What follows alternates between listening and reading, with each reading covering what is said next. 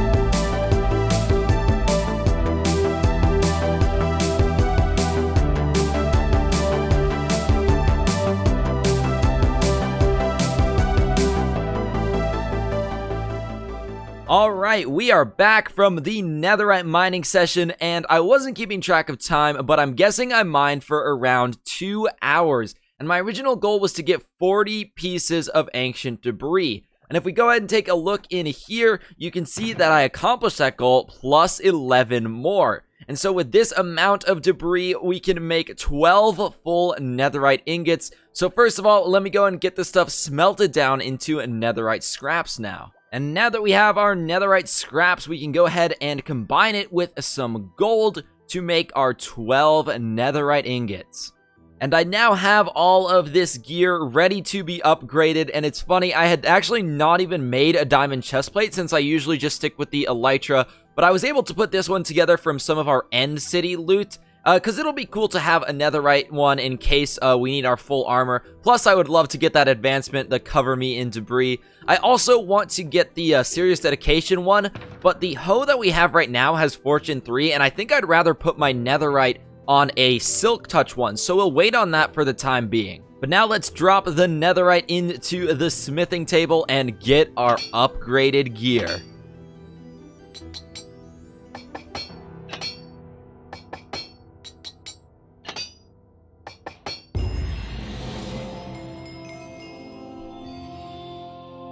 So we are now looking absolutely decked out in our full netherite armor and tools. I mean, like I said, I'm mostly going to be using the elytra, so the full set probably won't get much use, but still, it's cool to have all the armor just in case we need it. And also, we have 3 leftover netherite ingots that we can use for more gear later on. And one of those we'll use right now because I actually just got a fully enchanted silk touch hoe, so let's get that serious dedication enchantment.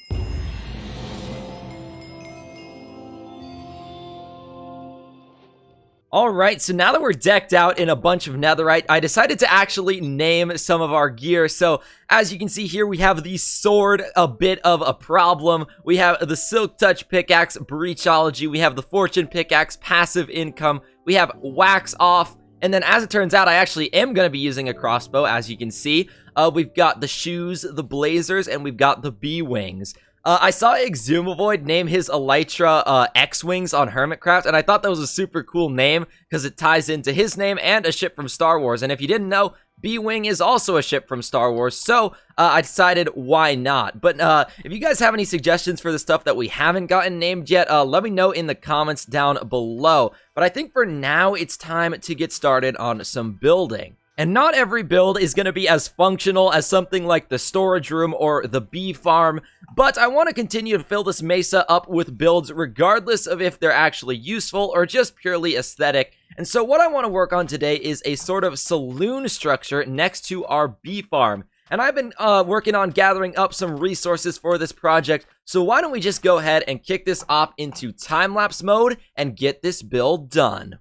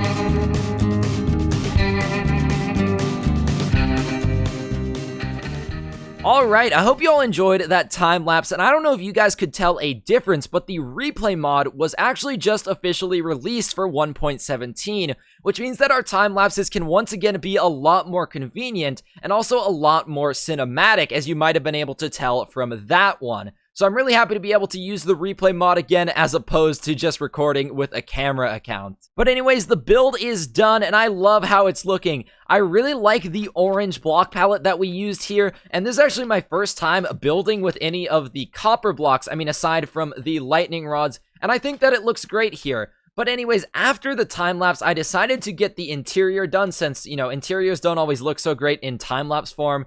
So I just finished it up off camera, and the downstairs of this area is purely decorative. We have sort of like a bar slash kitchen on the bottom floor of the saloon, along with like some tables and chairs for people to sit at. And then upstairs is where I decided to add some functionality. Now, I'm not sure like how often I'll use this, but up here I did put a bunch of brewing stands and blast furnaces. So if I need to smelt my ores or brew up a ton of potions, I can always come up here. Now, there's nothing automatic, obviously. Wow, I can still hear that bee farm from even inside here. Like I was saying, there's nothing automatic in here. There's just a lot of brewing stands if I need to do a lot of potion brewing. But I don't know, we might get some use out of it in the future, and it seemed like we shouldn't let this space go to waste, and a brewing area seemed like it would fit in perfectly with a saloon build. And it's also a pretty cool looking area aside from the functionality. I love how we have like the water pipes with the acacia trapdoors. I think it looks great, and overall, I'm super happy with how this build turned out on both the interior and the exterior. And moving on from this awesome build, we have to turn our attention to a few things that have popped up in my base area here.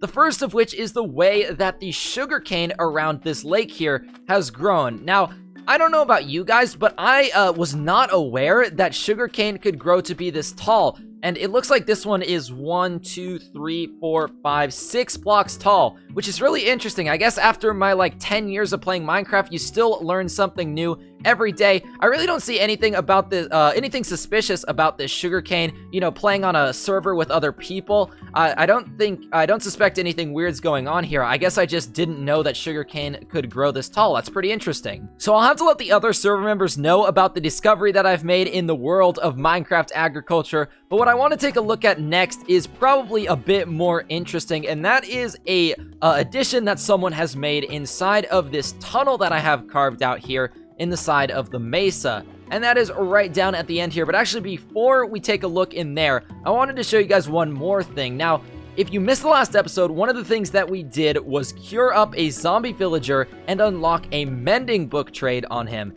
And since this guy is going to be so important and helpful to us, I decided to give him a much needed upgrade. So behold, the Mandalorian. And this guy is completely kitted out with his best car helmet.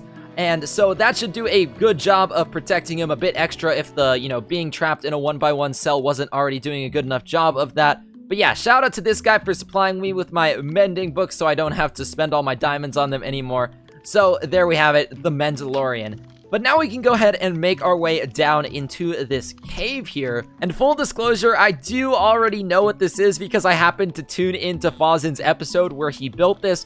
But if any of you guys haven't seen his video, then this will be completely new to you. So let's go ahead and take a look. And first of all, right here, we have a sign that says, "Beautiful people only." Next, we have a sign that says, "Beware of danger." Become a part of the team.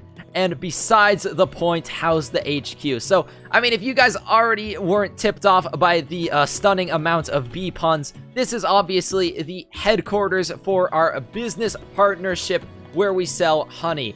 And so, yeah, in the last episode, me and Fozzen formed a partnership, and I'm now selling honeycomb in his shop where he also sells stuff like honey blocks and honey bottles. So this is the honey HQ for Bodhi and Fozzen, and it is looking great down here. I can't wait to expand this area and have secret meetings, and we can probably have our first meeting when, we actually make some profits, which hasn't seemed to happen yet, but I'm still hopeful. And now that we have this headquarters in here, I feel like this ugly tunnel needs a bit of an upgrade from just the hole in the terracotta. So the least that we can do in this episode is add a much nicer entrance to it and maybe do a little bit of work decorating the inside as well. So I'm gonna go ahead and get that done right now. It won't be too big of a project at all, and I'll go ahead and catch you guys when we're done working on that.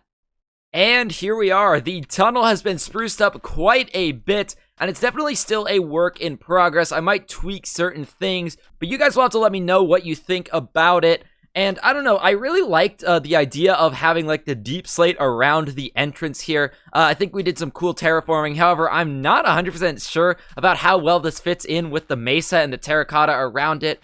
I still like the way it looks. I just might have gone a little bit too overboard, but we're definitely going to leave it for now. And let's take a look on the inside here where we have some honey blocks and honeycomb blocks along the walls. We've got some like tough cobblestone and gravel in the floors and like just some arches across the ceiling, and it leads all the way down to the actual headquarters.